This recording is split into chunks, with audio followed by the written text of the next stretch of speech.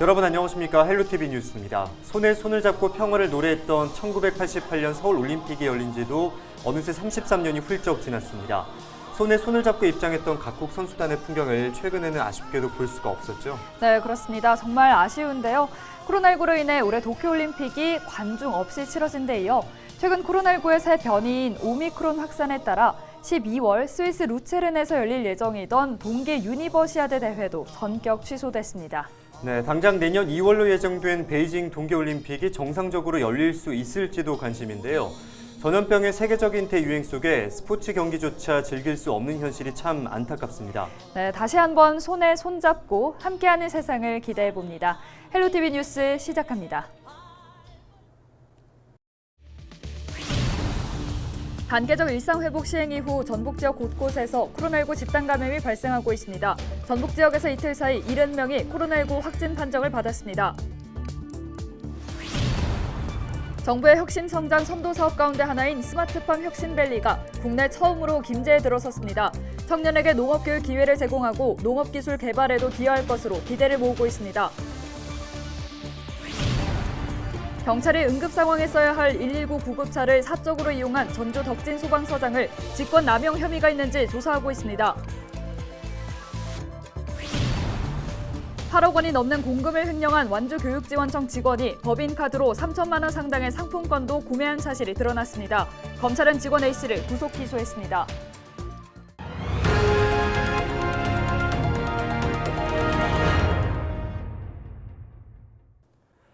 단계적 일상회복 시행 이후 전북 지역 곳곳에서 코로나19 집단 감염이 발생하고 있습니다.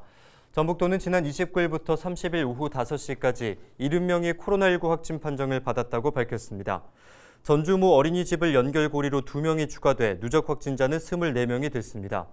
군산의 가족과 지인 모임과 관련해서는 14명이 집단 감염됐습니다. 전북도는 완주 요양원 26명, 부안 모 초등학교 22명, 익산 종교활동 23명 등 21개 집단을 집단 감염으로 분류해 관리하고 있습니다.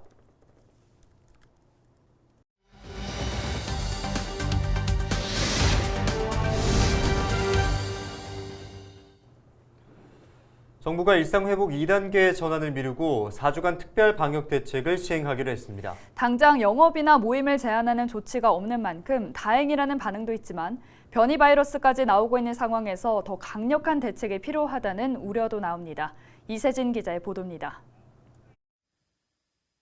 일상회복 2단계 전환은 미뤄졌습니다. 다시 거리두기로 돌아가지 않았다는 측면에서는 안도의 목소리가 나옵니다.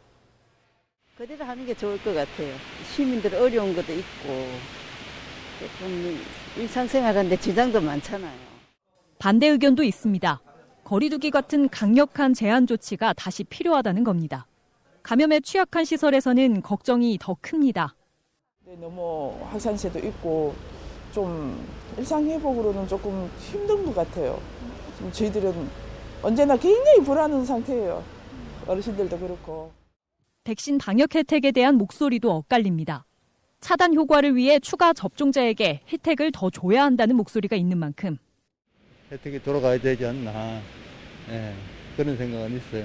아직 2차 접종까지는 확진자가 더 나오고 하니까. 추가 접종에 대한 불안도 있습니다. 지금 고민 중입니다. 제가 또 맞으면서 고생을 해가지고 3차는 뭐 개인 의사에 좀 맡겼으면 좋겠고. 3차까지 또 접종해야 방역 혜택이 이루어진다며 지금도 고생하시는 소상공인분들이 많은데 그럼 또 3차 접종 때까지 기다리는 시간도. 재택치료를 원칙으로 하겠다는 방침에는 우려가 컸습니다. 통제를 안 하고 그냥 일반적으로 알아서 국민들이 알아서 재택치료를 하라. 그럼 과연 그게 방역 효과가 있을지 저는 의문이 듭니다. 방역은 일부 강화됐지만 변이 바이러스도 문제입니다. 국내로 유입될 거라는 불안감은 더 커지고 있습니다. 만약에 그게 왔을 경우에는 더 걷잡을 수 없는 그런 상황이 안 되겠습니까? 지금 우리도 영업을 하고 있지만 이게 지금 뭐 거리를 완화시켰다고 해가지고 나아지고 그런 거는 없어요. 그럴 바에는 아예 강력하게. 전문가들도 늘어나는 확진자와 변이 바이러스에 대응할 추가 대책이 필요하다고 지적합니다. 지금의 어떤 우리가 사회적 거리두기 엄격성 지수가 좀 낮은 상황에서는 만약에 들어오게 되면은, 그리고 우리가 역학조사로 놓치게 된 확진자가 빠르게 지역사회에서 전파될 위험성이 높기 때문에 지금이라도 빨리 충분한 대비를 갖추는 노력들이 필요하겠습니다. 정부는 방역을 더 강화하는 방안에 대해선 추가로 논의하겠다고 여지를 남겨뒀습니다.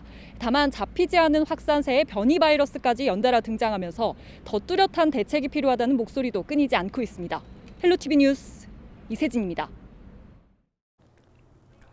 정부의 혁신 성장 선도 사업 가운데 하나인 스마트팜 혁신밸리가 국내 처음으로 김제에 들어섰습니다. 청년들의 스마트팜 창업 생태계를 구축하고 농생명 산업의 새로운 동력이 될 것으로 기대를 모으고 있는데요.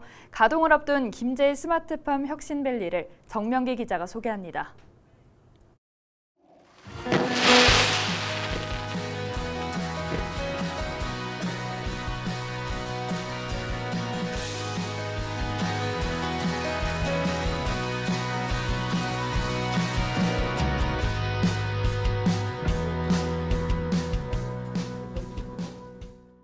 김제시 백구면에 들어선 스마트팜 혁신밸리입니다.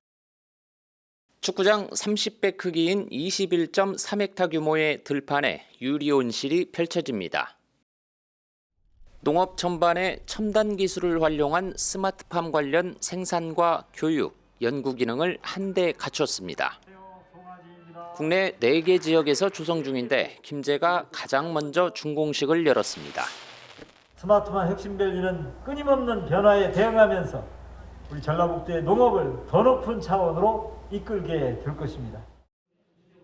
스마트팜 혁신밸리는 크게 4개 시설로 나뉩니다. 창업보육센터에서는 청년들이 스마트 농업에 취업하거나 창업할 수 있도록 교육하고 지원합니다. 또 청년 농부들이 농업 경영을 경험하고 노하우를 쌓을 수 있도록 스마트팜을 3년간 임대하는 시설도 갖췄습니다.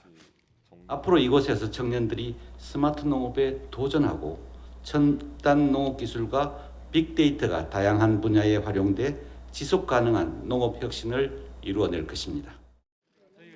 관련 기업과 연구기관이 전문적인 농업 기술을 시험할 수 있는 지원 시설이 마련됐고 작물의 생육과 환경 정보에 대한 데이터를 기반으로 최적의 생육 환경을 지원하는 시스템도 갖췄습니다. 김제 스마트팜 혁신밸리는 대한민국 첨단 농업의 미래를 이끌어갈 거점이 될 것입니다. 청년농이 유입되어 농촌에 활력이 생기고 농생명 산업의 신성장 동력을 창출할 수 있을 것으로 기대됩니다. 농촌 고령화에 따른 인력 부족과 기후 변화에 대한 대응력을 높여줄 대안으로 떠오르는 스마트팜. 청년들이 뛰어들어 농생명 산업을 일으키고 농촌도 살리는 결실을 맺기 위해선 꾸준한 관심과 지원이 필요해 보입니다. 헬로티비 뉴스 정명기입니다. 공금 수억 원을 횡령한 혐의를 받는 교육지원청 직원이 법인카드로 상품권도 구매한 사실이 드러났습니다. 전주지검은 특정경제범죄 가중처벌 등에 관한 법률상 횡령과 사기 등의 혐의로 완주교육지원청 직원 A씨를 구속 기소했습니다. A씨는 지난 3월부터 10월까지 공금 8억 5천여만 원을 자신의 계좌로 몰래 이체한 혐의를 받고 있습니다. 이와 별개로 A씨는 지난 1월부터 10월까지 법인카드로 상품권 3,300여만 원의 어치를 구매한 사실이 추가로 밝혔습니다. A씨는 횡령 금액 대부분을 빚을 갚는 데 쓴 것으로 알려졌습니다. 경찰이 응급 상황에 써야 할 119 구급차를 사적으로 이용한 소방서장을 수사하고 있습니다. 전북경찰청은 최근 이 사건과 관련한 소방 공무원들을 불러 경위를 조사했습니다. 경찰은 해당 소방서장이 위법한 지시를 내린 것으로 보고 직권남용 혐의 여부를 조사하는 것으로 파악됐습니다. 윤병헌 전 전주 덕진 소방서장은 지난 8월 20일 구급대원에게 119 구급차로 익산의 한 병원에 입원한 자신의 친척을 서울로 이송하라고 지시했습니다. 소방 매뉴얼상 구급 차량을 이용해 환자의 병원을 옮기려면 의료진 요청이 필요하지만 그는 이를 무시하고 부당한 지시를 한 것으로 조사됐습니다. 나눔 분위기를 조성하기 위한 전북 지역 사랑의 온도탑이 12월부터 운영에 들어갑니다. 전북사회복지공동모금회는 12월 1일 전주시 완산구 오거리 문화광장에서 희망 2022 나눔 캠페인 사랑의 온도탑 제막식을 열고 성금 모금을 시작한다고 밝혔습니다. 사랑의 온도탑은 목표액의 1%가 모금될 때마다 수은주가 1도씩 오르며 목표가 달성되면 100도가 됩니다.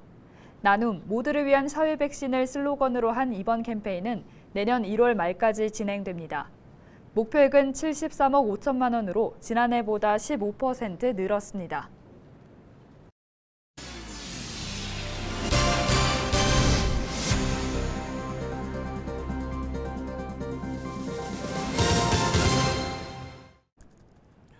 임실군의 대표적인 관광지 옥정호 일대 다양한 산림 생태계를 복원한 생태숲이 들어섭니다. 임실군은 옥정호 일대가 산림청 생태숲 지정 타당성 심의위원회를 통과해 생태숲으로 지정됐다고 밝혔습니다. 생태숲 지정 대상지는 운암면 입성리 산 38번지 일원으로 국공유지 34헥타르이며 총 사업비는 30억 원이 투입됩니다. 이에 따라 군은 옥정호 주변을 생태관광 거점 공간으로 조성할 계획입니다. 중소벤처기업부의 올해 전통시장 활성화 평가에서 정읍시가 우수기관으로 선정됐습니다. 정읍시는 전통시장 활성화를 위한 시설 현대화와 문화관광형 사업을 추진한 점이 좋은 평가를 받았다고 전했습니다. 정읍시는 올해 코로나19 상황에 따른 방역 물품을 지원하고 장보기 행사와 화재 감지기 설치 사업 등을 진행했습니다. 이상으로 뉴스를 마칩니다. 저희는 내일 지영민과 함께하겠습니다. 함께해 주신 여러분 고맙습니다.